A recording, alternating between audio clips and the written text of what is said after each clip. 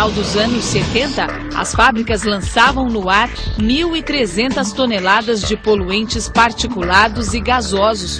O efeito mais visível era este. 60% da Mata Atlântica foram duramente atingidos. A Serra do Mar ostentava uma ferida a céu aberto. A erosão causada pelo veneno da fumaça. Sem o verde das encostas, os deslizamentos se tornaram frequentes. A terra assoreava os rios, causando enchentes e inundações. Dava muita enchente, o pessoal tinha que ir para Cubatão para o centro esportivo, eu passei por essa dificuldade, não só eu, muitas pessoas lá do bairro. Os efeitos da poluição se alastravam rapidamente. A Vila Parise, um bairro operário carente, bem ao lado das indústrias, crescia também sem controle. O loteamento nunca teve infraestrutura. As pessoas lavavam roupas nos córregos e compravam água de caminhões-pipa. Mas a falta de saneamento básico era o menor dos problemas para uma população de mais de 15 mil pessoas. Foi um inferno. Tinha dia que amanhecia um céu bonito, tinha dia que amanhecia aquelas nuvens, quando a Cosipa ia com aquilo tudo lá, com aquela sujeira tudo, tapava o mundo todo, ficava tudo escuro. Um estudo da ONU alertava que cada morador da Vila Parise estava sendo exposto diariamente a 12,5 kg de uma mistura de quase 100 compostos químicos.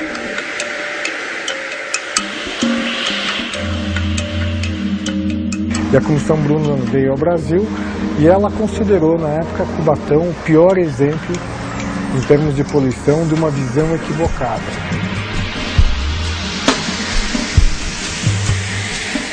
Quando vazava materiais das empresas, ficava difícil. Inclusive, teve uma vez lá que vazou o amônia, todo mundo envermelhou o olho, ficou sem ar. Foi vários dias que acontecia, várias vezes acontecia. Olá, alunos. Hoje nós vamos apresentar para vocês o conceito de Sistema de Gestão Ambiental, ISO 14000. Esses conceitos, de uma certa forma, vão estar dando a nós o direcionamento de como manter um sistema de gestão ambiental dentro de uma organização, dentro da sociedade como um todo. Como nós podemos ver na última reportagem, verificamos a cidade de Cubatão sem nenhum elemento de conservação, sem nenhum elemento de gestão ambiental e o caos que se criou em cima dessa cidade. E esse tipo de situação é o que queremos mostrar como podemos fazer para que isso possa ser evitado. Dentro da nossa aula, então, vamos iniciar com o sistema de gestão ou sistema de gerenciamento ambiental, ISO 14000. Dentro dessa ideia, a ISO 14000 ela traz dois conceitos importantes. O primeiro deles é um conceito relacionado a produto, ou seja, nós podemos certificar. Qual é a diferença entre termos uma ISO e não termos uma ISO, na verdade? É a questão de que nós vamos ter auditorias que vão certificar de que o que está se fazendo está dentro dos conceitos acordados. Então, o primeiro ponto é uma ISO 14000 que se relaciona a produtos, ao ciclo de vida deste produto, a rotulagem do produto e os aspectos ambientais relacionados a este produto. E uma segunda performance da norma, que seria a ISO 14000, Sistema de Gestão Ambiental, que a gente chama de SGA, que vai entender então a performance da organização como um todo, do processo da organização como um todo. Para que nós possamos implementar um sistema de gestão ambiental, temos algumas exigências. A primeira delas é exatamente fazer a implementação de um sistema que possa ser controlado através de documentos, através de, digamos, procedimentos de trabalho como um todo e que possa, então, ser avaliado como tal. O segundo compromisso que nós temos para garantir a certificação é estarmos dentro da legislação, ou seja, cumprir a legislação ambiental do país e, em alguns casos, inclusive a legislação ambiental do país a qual a gente fornece alguns produtos como um todo. E, em terceiro, assumir um compromisso perante a sociedade como um todo de melhoria contínua. Ou seja, eu não permito que a empresa estabelecida esse tipo de situação não tenha mais melhoria nenhuma no seu desenvolvimento. Ela tenha que mostrar processos de economia, processos de melhora ambiental e assim por diante, que significa estar dentro do que a gente chama de melhoria contínua. Para que esse sistema de gerenciamento ambiental possa ser formatado, a gente vai apresentar um fluxograma e dentro deste fluxograma o que nós podemos ver? Nesse fluxograma, então, nós vamos encontrar 6 etapas. A primeira etapa, chamada de política ambiental. A segunda etapa, planejamento do sistema de gestão. Terceira etapa, implementação e operação. A quarta etapa, verificação e ação corretiva. Quinta etapa, análise crítica pela administração. Iniciamos então pela política ambiental. Vamos analisar um gráfico que nos trata exatamente sobre quais os ambientes e quais os valores que a política ambiental deve trazer. O primeiro ponto a ser analisado é a questão da visão. A visão mostra o comprometimento da organização com a sociedade ao seu entorno. É o processo de comunicação entre a organização e a sociedade. O segundo ponto que nós devemos prestar atenção é na questão dos valores. Esses valores são os princípios que orientam a organização no sentido de ela estar comprometida com as questões ambientais. Terceiro ponto está relacionado às crenças, que é a conformidade com os regulamentos, leis e demais critérios ambientais estabelecidos entre ela e a sociedade que atua com ela. E no quarto e último ponto é a questão da missão, que é o quanto a empresa está destinada a fazer a prevenção da poluição como um todo.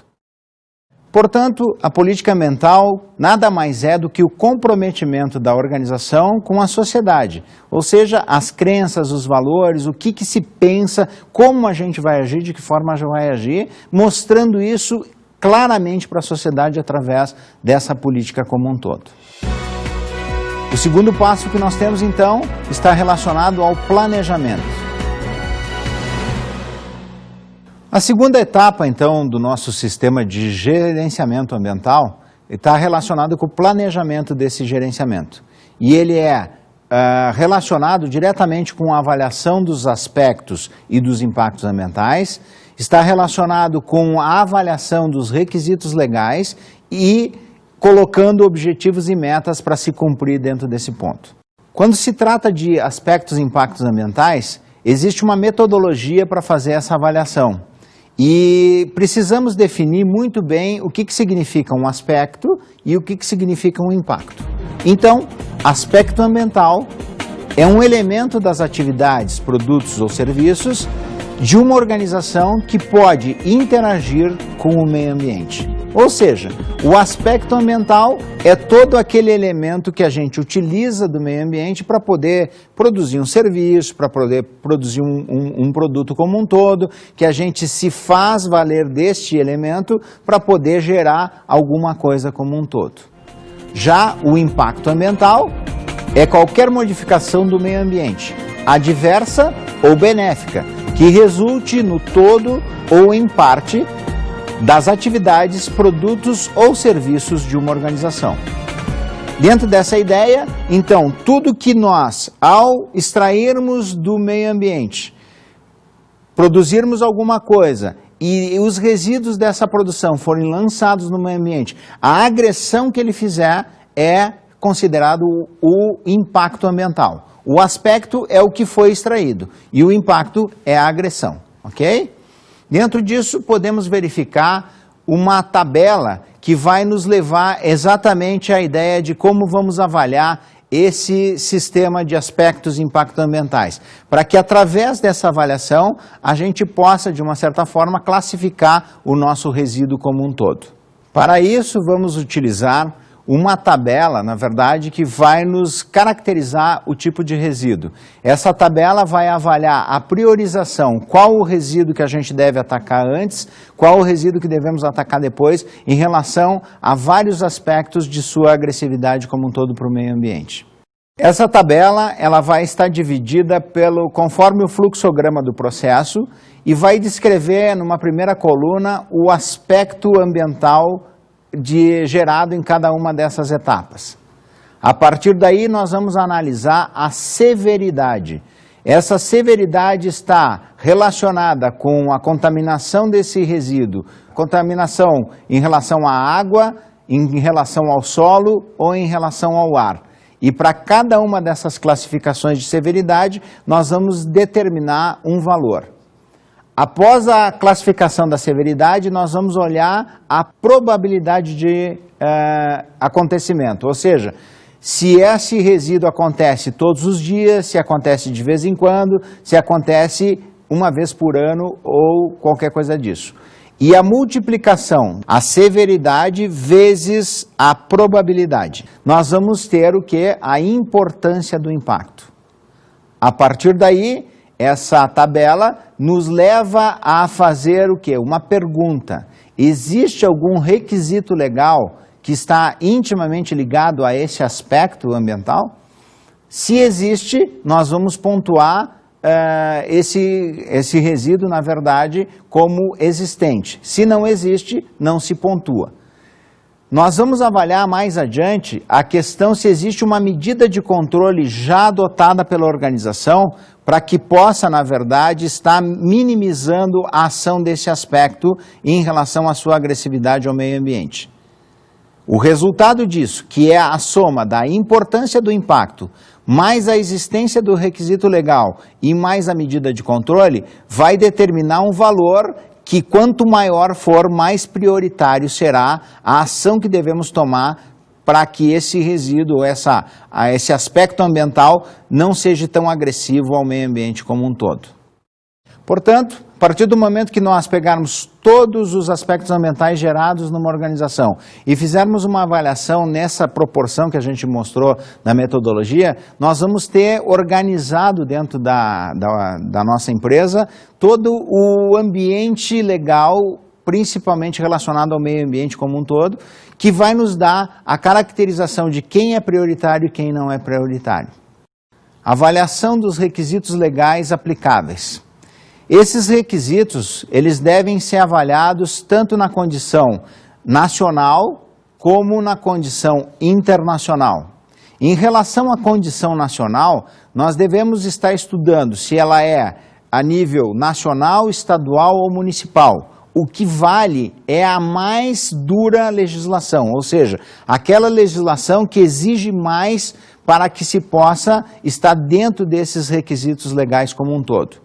Já as internacionais estão relacionadas diretamente com o nosso cliente, ou seja, a quem a gente vai fornecer. Ele deve nos oferecer ou nos dizer quais são as legislações que são normas de entrada no país deles para que a gente possa atendê-la dentro desse tipo de critério. Então, dentro dos objetivos, metas e programas, nós vamos entender primeiro as atribuições e responsabilidade de cada elemento responsável pela questão ambiental dentro da organização. Primeiro, não só a quem vai dar destino dos resíduos gerados, mas sim a quem vai gerar esses resíduos, a quem vai manusear os resíduos. Ou seja, cada uma das atribuições deve ser relacionada e bem descrita como um todo.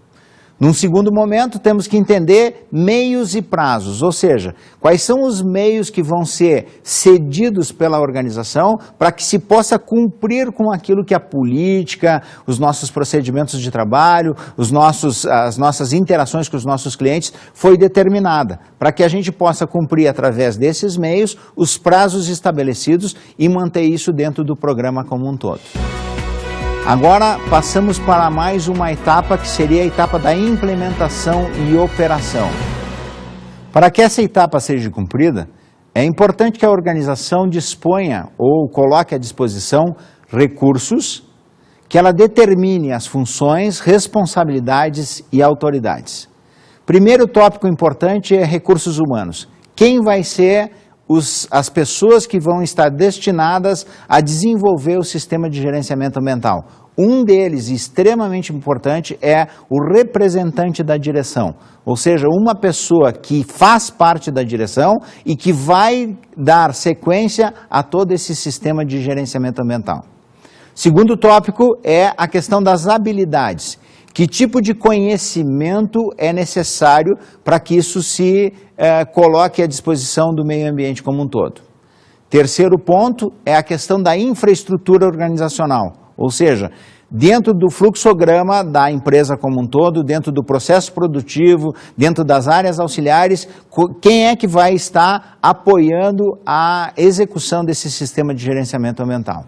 E, por fim, a gente vai trabalhar com a questão de tecnologia e não menos com a questão dos recursos financeiros para a aprovação dessas tecnologias como um todo. Um outro tópico importante, tratado dentro da norma ISO 14000, é o que se chama hoje de competência, treinamento e conscientização. Primeiro tópico importante, competência, significa que deveremos dar às pessoas que vão atuar em todos os processos produtivos da empresa, em todos os processos auxiliares da empresa, a capacitação necessária para poder trabalhar com os resíduos, com a geração de resíduos e assim por diante. Depois nós vamos treinar essas pessoas para isso, que seria o treinamento. Então, competência é fazer. A parte de treinamento é, na verdade, como é que nós vamos ensinar a fazer. E a conscientização é a parte mais difícil de um processo de ISO 14000, porque a conscientização depende, a pessoa já está sabendo, está treinada para fazer, depende de ela querer fazer.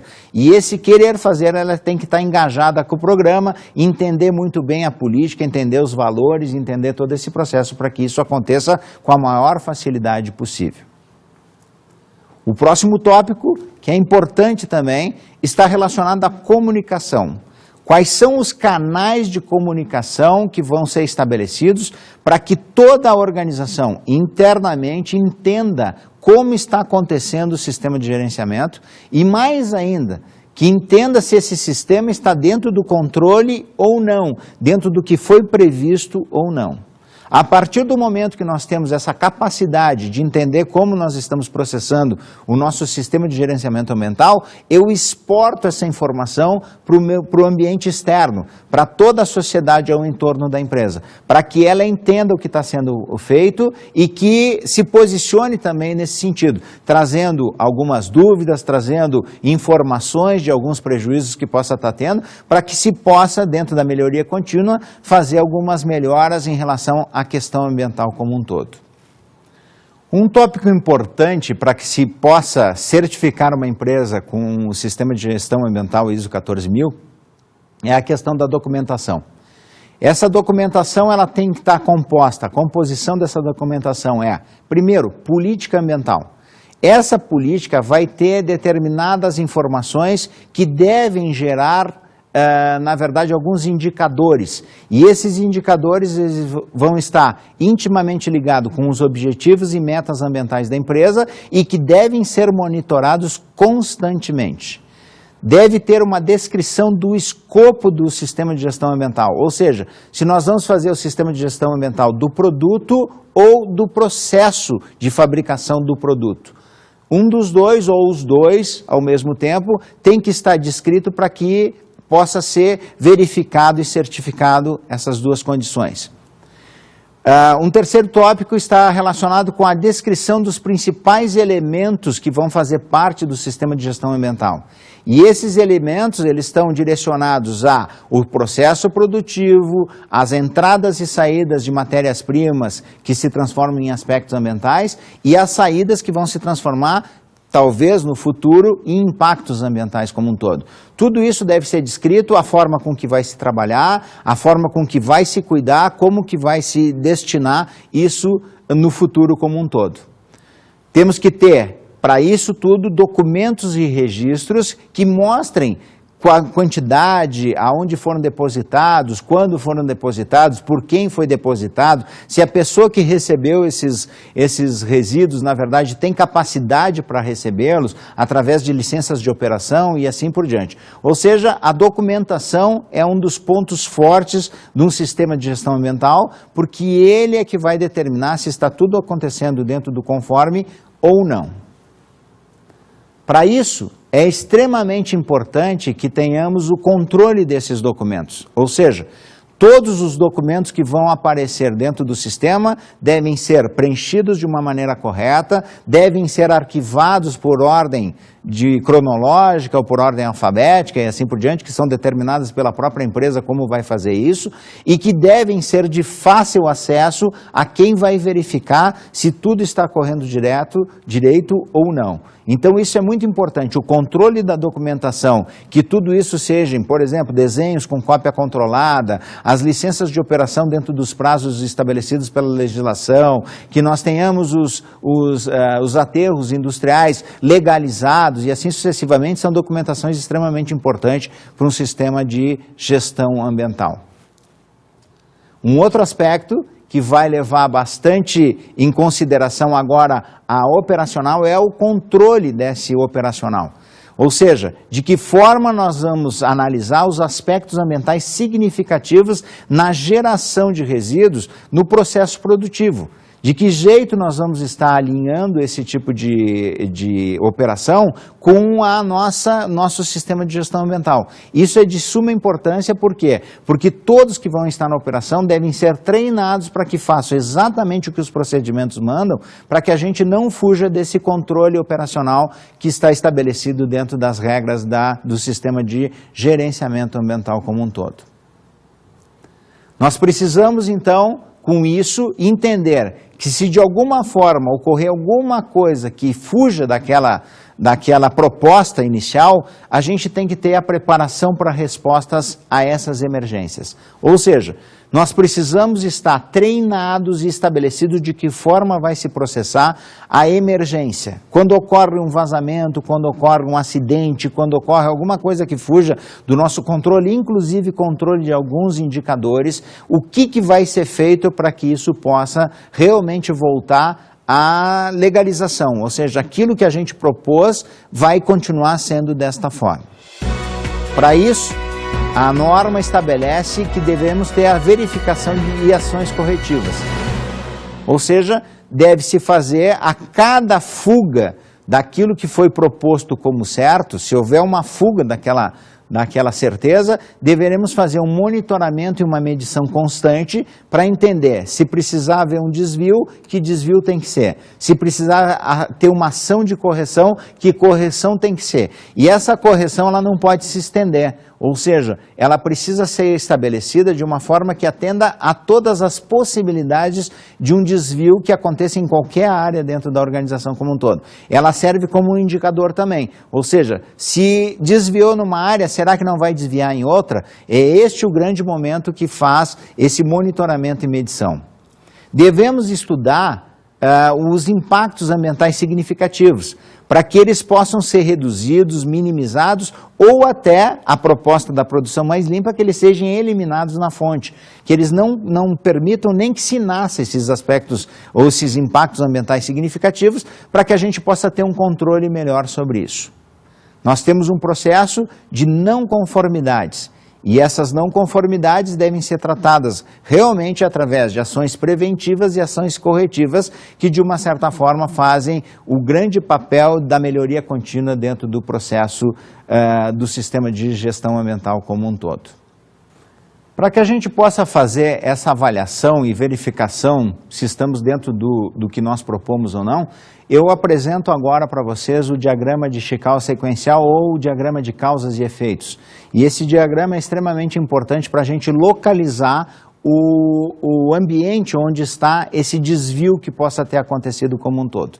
Nesse diagrama podemos verificar alguns ambientes. O primeiro ambiente deles está relacionado a nós analisarmos se esse desvio ocorreu devido ao material. Nós fizemos uma avaliação da matéria-prima apresentada, do material que a gente está utilizando, e verificamos se foi ele a causa desse desvio como um todo. Num segundo ponto, nós vamos olhar se o método que nós aplicamos para a fabricação ou para o desenvolvimento desse produto possa ter causado esse desvio que a gente está propondo uma ação corretiva, uma ação preventiva. No terceiro ponto, a gente vai verificar se a mão de obra que foi aplicada para fazer esse produto possa ter causado realmente esse desvio. Se ela foi mal treinada, se na verdade ela não teve treinamento ou se na verdade ela não entendeu o treinamento como tal. E tudo isso é verificado nesse diagrama como um todo. Vamos verificar, numa quarta etapa, a questão se a máquina que está produzindo esse produto possa ter causado esse defeito ou esse desvio como um todo. Se ela não foi feita a manutenção dela, se ela na verdade não estava na temperatura certa, se ela não tinha as condições ideais para trabalhar e assim sucessivamente. Ou seja, nós estamos fazendo uma varredura em todo o ambiente para ver se isso acontece.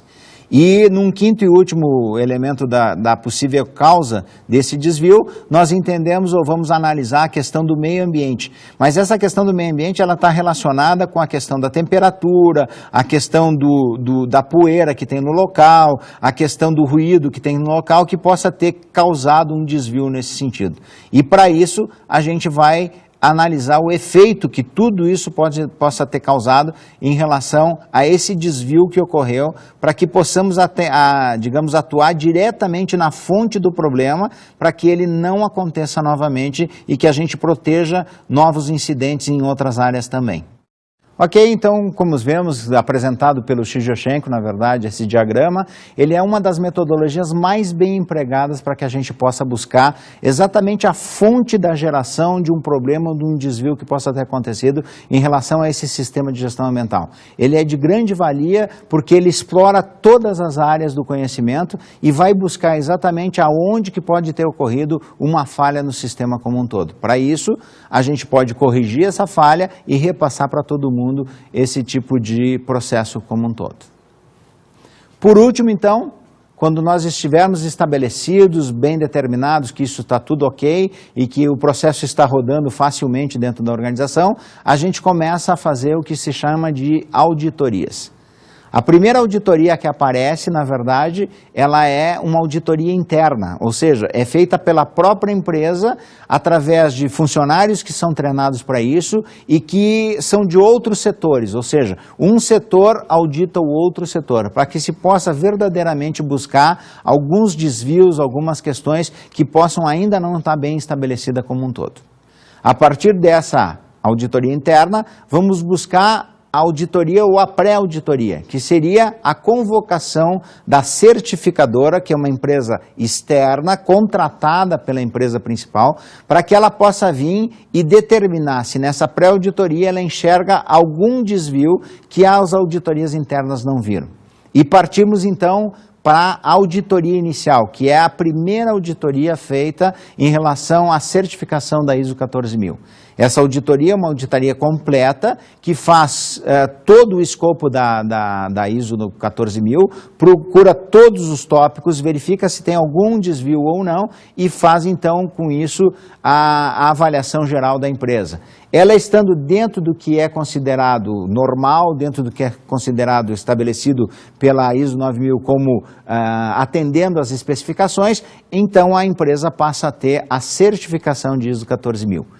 E a partir daí, a cada 6 meses, ou a cada ano em ano, ou a cada 2 anos, isso depende da performance da auditoria inicial que a empresa teve, passamos até as auditorias principais, que seriam auditorias feitas a cada tempo para que ela possa comprovar que a empresa realmente continua andando naquele ritmo de estabelecer um sistema de gestão ambiental dentro da conformidade legal que é estabelecida. Ok? Um dos tópicos importantes para que o sistema funcione bem é o que a gente chama de análise crítica pela administração. É convocada a administração da empresa, elementos da diretoria, elementos da gerência e é mostrado todo o sistema como ele está funcionando.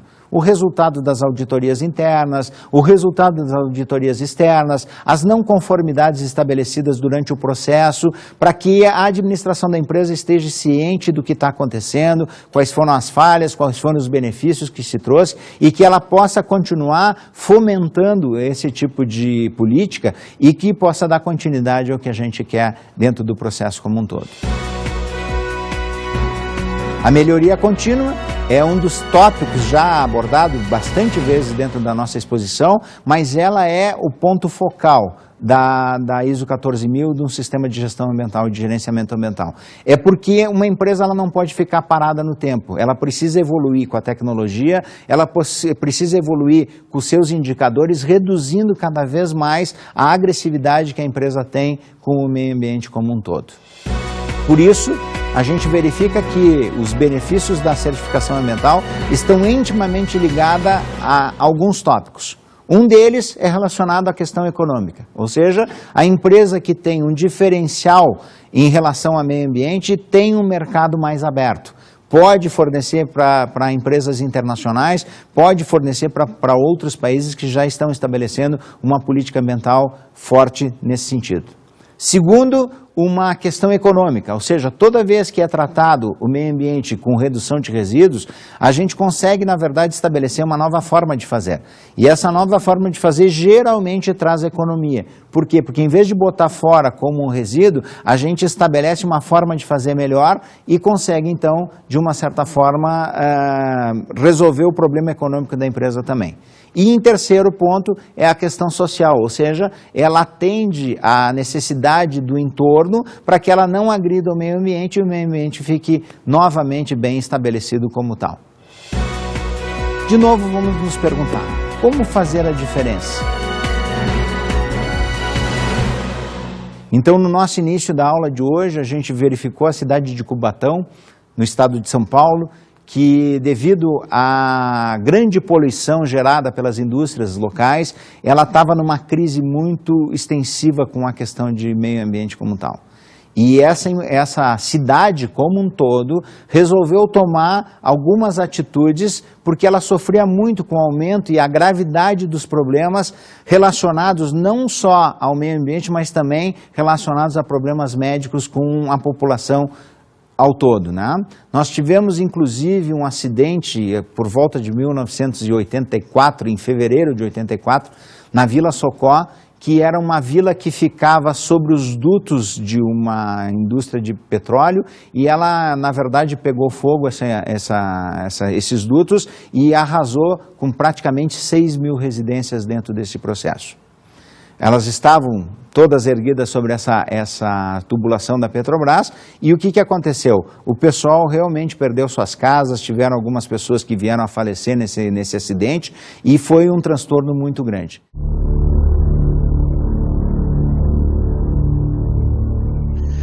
O tenente do policiamento chamou o bombeiro 4 minutos depois, o bombeiro estava no local. A situação era tão grave que bombeiro nenhum do mundo conseguia apagar esse fogo.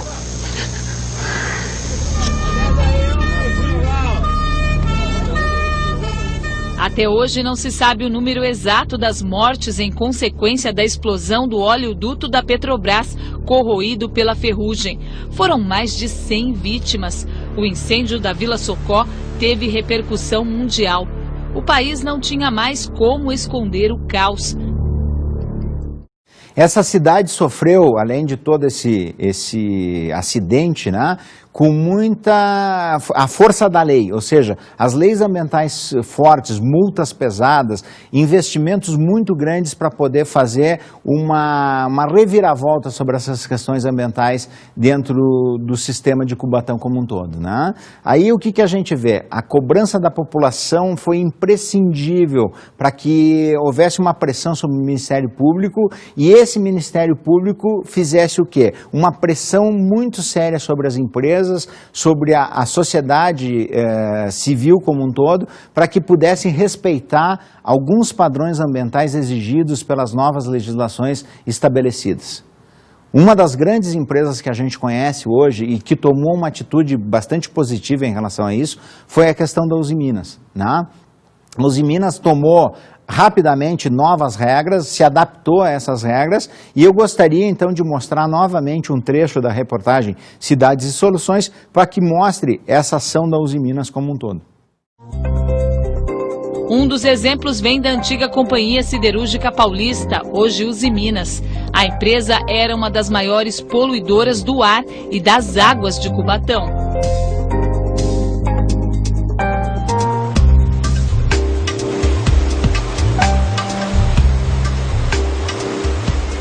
Os nossos investimentos, eles começaram a partir de 1994. Então, as nossas unidades de produção hoje são dotadas de equipamento de controle de emissão atmosférica. A Agência Ambiental da CETESB, na cidade de Cubatão, acompanha esses resultados online.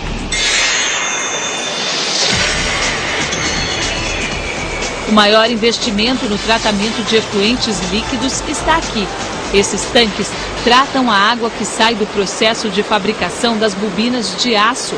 Antes, ela era retirada limpa do rio e devolvida assim, oleosa e contaminada com ferro. Agora, os equipamentos, além de tratarem a água, permitem seu reuso. A água, após o processo industrial, ela era descartada. Hoje a gente consegue fazer o seu tratamento e reutilizá-la no processo produtivo. O que se verificou é que a mobilização da sociedade foi uma articulação de sucesso entre a indústria, o governo, a cidade de Cubatão, e isso proporcionou a virada do jogo. Tem mais um trecho da reportagem Cidades e Soluções que eu acho extremamente importante que vocês vejam. Cubatão hoje colhe os resultados do esforço contínuo de quase 3 décadas.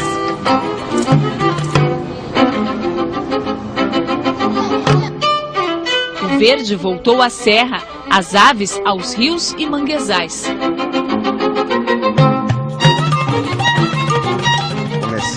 Eduardo San Martin, consultor ambiental, é autor de um estudo feito no ano passado pela Federação das Indústrias do Estado de São Paulo sobre a recuperação ambiental de Cubatão.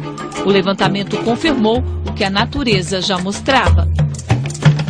Esse estudo que nós fizemos e que ele foi apresentado quando o Programa de Recuperação Ambiental completou 25 anos, ele foi um estudo com mais detalhes, ele foi mais aprofundado e que permitiu que demonstrássemos que quase a totalidade dos poluentes foram reduzidos em mais de 98%. Poluentes que eram responsáveis pela degradação da Serra do Mar, como fluoretos, como amônia, foram reduzidos em 99,9%. Graças a isso, a Serra do Mar hoje é verde, ao contrário do que ocorria em 1983, quando o programa foi iniciado. Totalmente degradada, aparecia muito mais a terra do que a vegetação. Esse trecho da reportagem que vimos há pouco nos mostra exatamente que a sociedade tem uma força muito grande. Conseguiu-se exportar empresas que não quiseram se associar a essa nova realidade de Cubatão. As que quiseram tomaram providências bastante significativas e hoje a cidade de Cubatão está dentro do que a Comissão Mundial da Saúde estabelece como uma boa cidade para se viver. Espero que essa aula de sistema de gerenciamento ambiental possa ter trazido para vocês uma ideia de como colocar uma norma dentro de um processo produtivo e que estabeleça uma certificação de garantia de que está se fazendo exatamente o que é necessário para que tenhamos um meio ambiente mais progressista, um meio ambiente mais atuante e que se possa realmente ter o estabelecimento entre a economia e a geração de resíduos dentro de um patamar que seja bastante significativo para a vida.